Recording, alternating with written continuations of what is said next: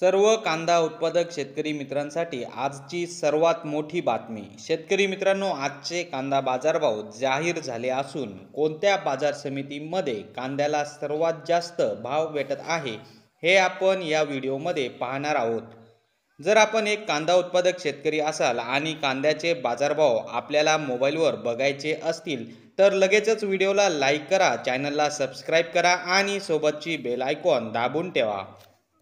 चला तर मग व्हिडिओला सुरुवात करूया। सर्वात प्रथम बाजार समितीचे नाव आहे लासलगाव।